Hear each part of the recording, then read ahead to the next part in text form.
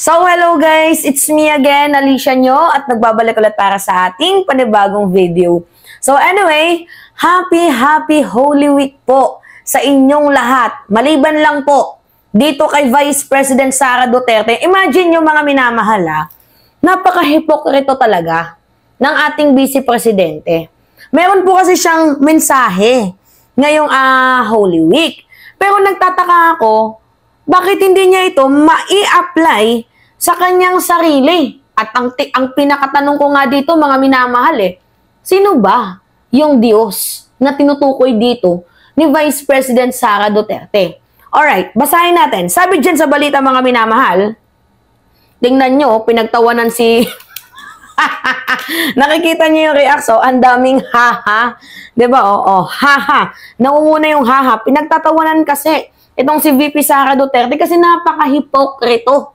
Oh, sabi dito ni VP, tularan sana natin ang pagmamahal ni Jesus sa atin. Tularan daw ang pagmamahal ni Jesus na itinuro sa atin. Siya ba? Natuto ba siyang magmahal? Minahal niya ba yung kapwa niya Pilipino? Kasi kung mahal mo yung Pilipino, dapat hindi mo kami pinagnanakawan. Dapat sinusunod mo yung 10 utos. Diba mga minamahal? Walang nakalagay sa 10 utos na magnakaw ka sa kaban ng bayan. Hindi ina-allowed ang pagnanakaw. Hindi po nakalagay yun sa 10 utos. Diba ang nangangalunya? Wala pong nakalagay sa Bible na pwede ang mga lunya.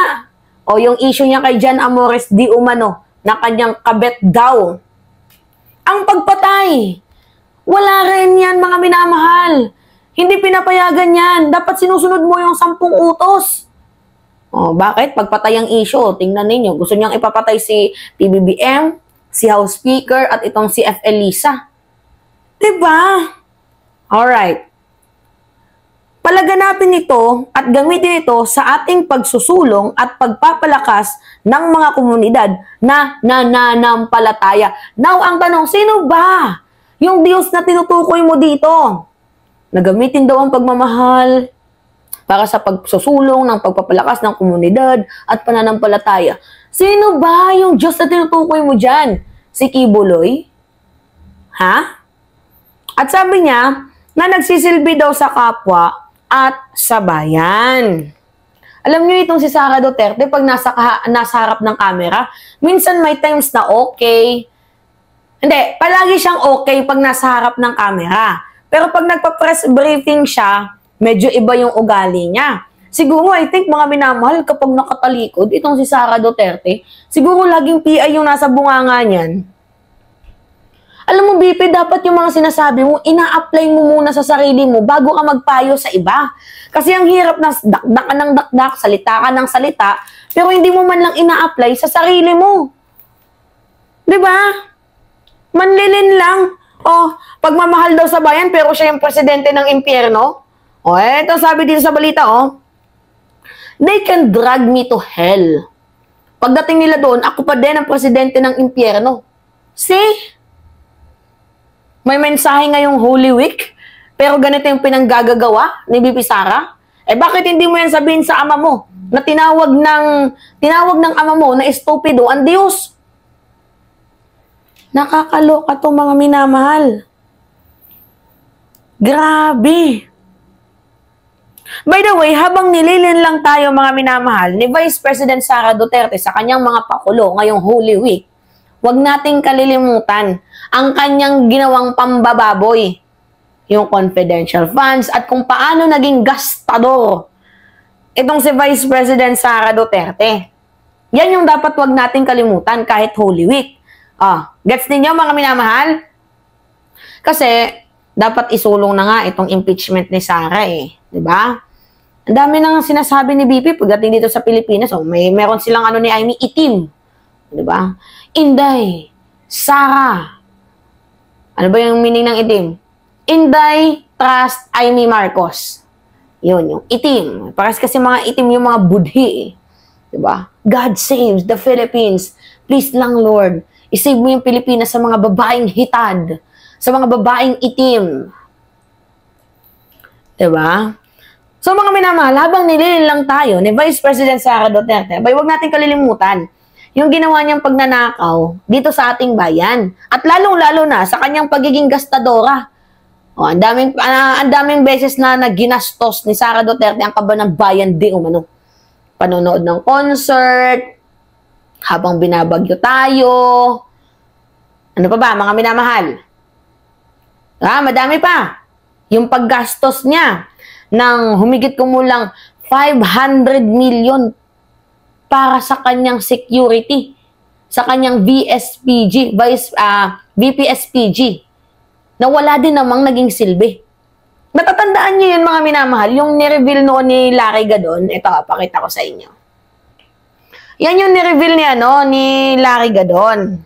Nasabi dyan, Gadon, government spent unimaginable amount for BP security. Tapos yung kanyang mga security, mga minamahal, wala din namang silbi. Dahil kung mayroong silbi yan, nung time na ikaw ay tinref, diba? Nang sabi mo, merong threat si House Speaker Martin Romualdez sa'yo. Meron bang ginawang action? Yang security guard mo? Bakit hindi nila alam? Nireport mo ba sa kanila? Sayang naman ang pasweldo mo. Diyan sa mga security group mo, kung wala din naman silang sense. Wala din naman silang silbi. Di ba mga minamahal? Nagpasweldo ka sa mga taong wala din namang sense. Sayin pa natin to. Yan yung balita. Sabi dito, mga minamahal, Presidential Advisor on Poverty Alleviation, PAPA, Secretary Larry Gadon on Sunday has disclosed that the government had spent more than 500 million for Vice President Sara Duterte's 433 strong security detail, an amount he labeled unimaginable. Hindi ko din mapagtanto, 50K a month ng mga VPSPG niya, pero wala man lang tumulong. Wala man lang nag-voice out. Nung time na ikaw ay binabantaan yung buhay mo. Kasi palabas niya nga lang yung talaga, mga minamahal eh. Diba? Anyway, kung totoo man na may banta si House Speaker sa'yo, bakit walang ginawa yung security group mo?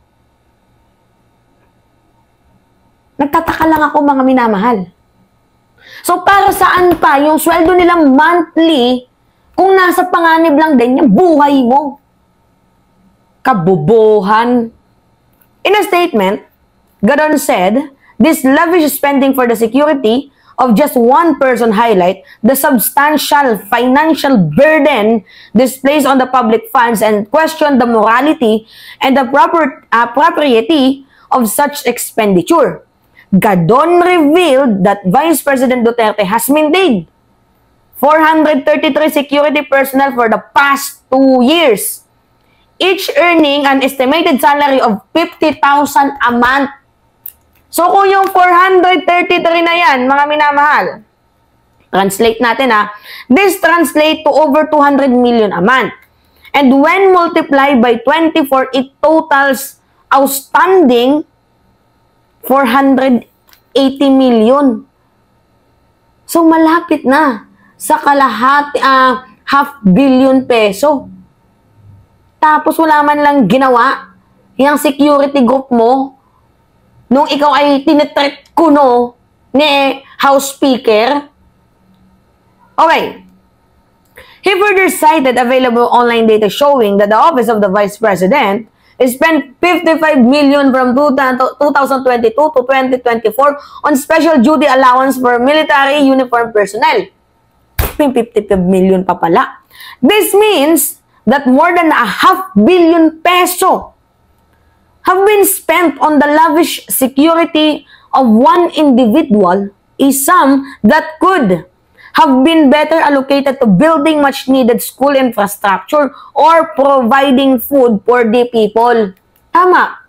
Pinagawa na lang sana ng infrastruktura yan.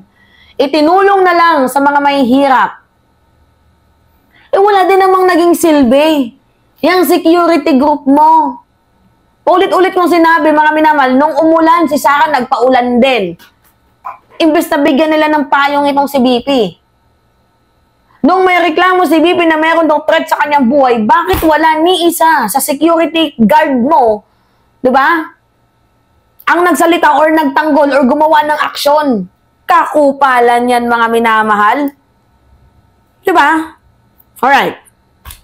Sabi pa dito, he added, she still has 373 security personnel. Alam niyo si Lenny, walang ganyan eh.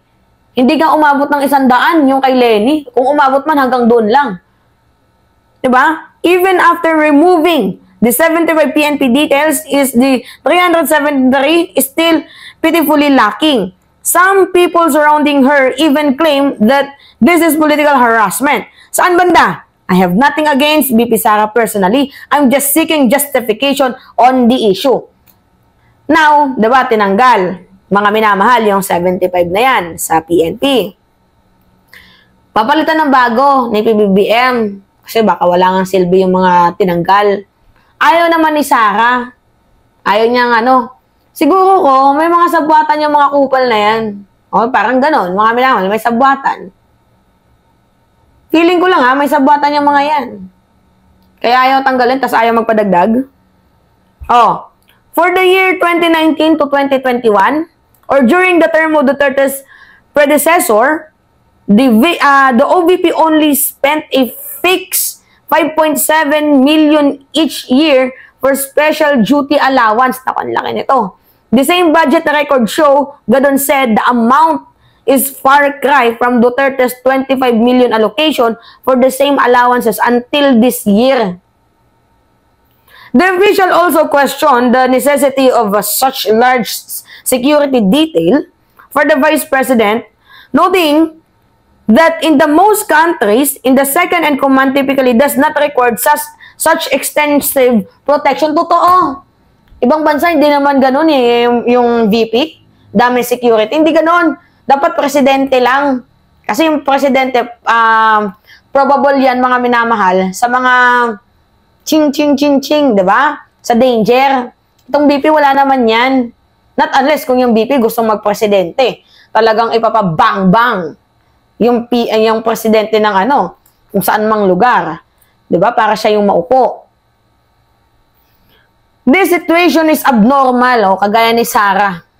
And it raises serious concern about the morality and propriety of such expenditure in all countries. The second in the command is seen as a potential threat to the top leader. But in this case, it's the exact opposite. Ngayon sabi, totoo nga mga minamahal, si BP nga yung threat sa ating presidente, tapos si BP pa yung madaming security. Sino niloloko ninyo? Diba? Gadon called for greater transparency and accountability in the use of government funds, urging lawmakers and the public scrutinize the OVP's budget deserve.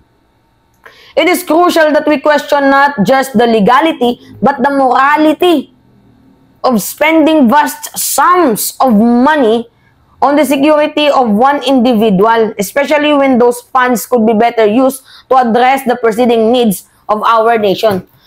Exactly. Madaming dapat paglaanan or pagtuunan yung pondo na hindi naman dapat kay BP Sara kasi hindi naman worth it na bigyan ng security itong si Sara dahil siya yung threat sa ating presidente, pero still unimaginable itong mga minamahal. Kaya nga sabi ko sa inyo habang nagbibigay ng mensahe si BP Sara ngayong Holy Week, huwag natin kalilimutan itong katarantaduan na kanyang ginawa. Huwag, mga minamahal. Paulit-ulit natin itong i-brought up. Paulit-ulit natin itong i-discuss. Diba kasi manluloko Yung BP natin, well, sanay. Ganyan yung tatay Alright. Diba mga minamahal? Ang sarap din palang maging miyembro ni BP Sara, no? May pera. Alright. So, what if pa kaya sa mga vloggers? Alright, mga minamahal, yun po anyway. So, pengi lang po ako ng comments. Yan. Malaking tulong sa akin yung comments ninyo, likes and share. And also, don't forget to click the subscribe, mga minamahal, and hit notification bell for more update. Yun lamang po. Ingat, mga kababayan.